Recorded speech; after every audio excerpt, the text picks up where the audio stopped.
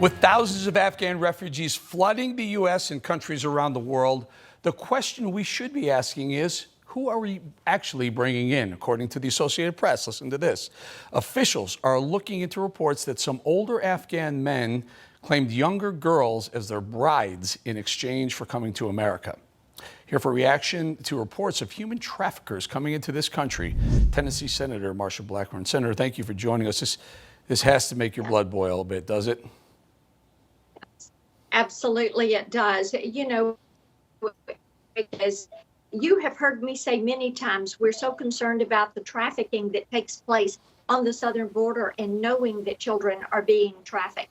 And when you look at the fact that cartels are making more money trafficking human beings than they are on trafficking drugs, it certainly would raise the suspicion, if you will, that this is what is happening as they are fleeing the Middle East, that children, especially young women and girls, would end up being trafficked.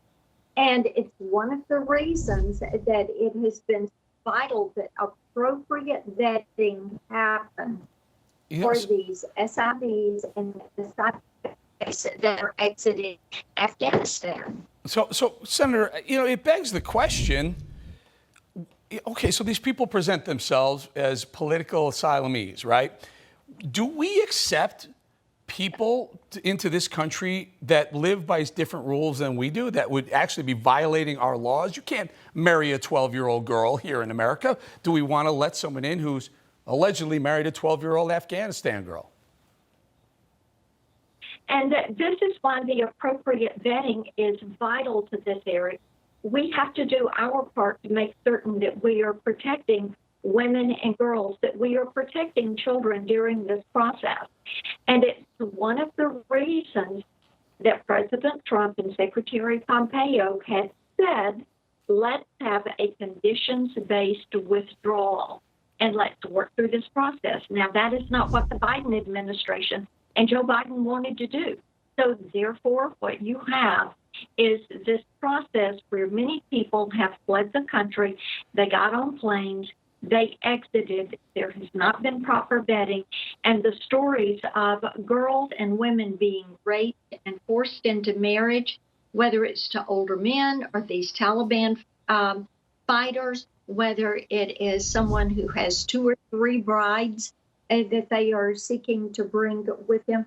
This is why appropriate vetting had to be done on the front end before they were let into the country. Yeah, and now we have reports of some of these people, some of these older men with these very young girls, minors, they're showing up in Wisconsin, for example. It's happened in Wisconsin. They're there. So what do we do now? Do we say, I mean, I have to say we throw them in jail. What do you think of that?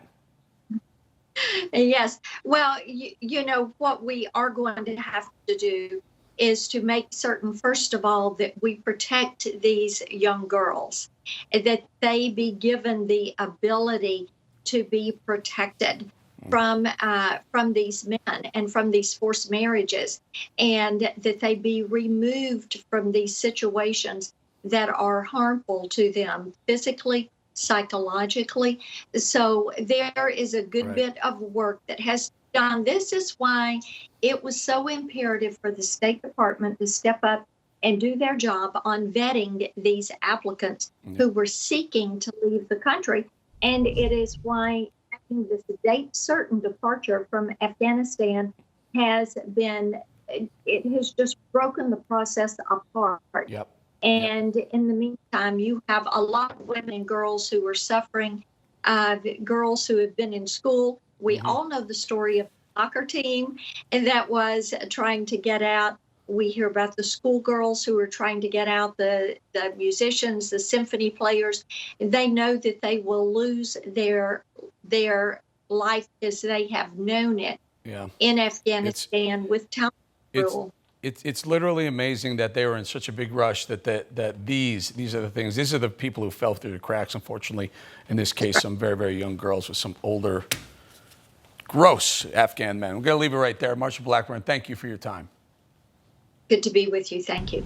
You just watched Newsmax TV, America's fastest growing cable news channel, now in more than 70 million homes. You can get Newsmax TV on your cable system or check your cable guide.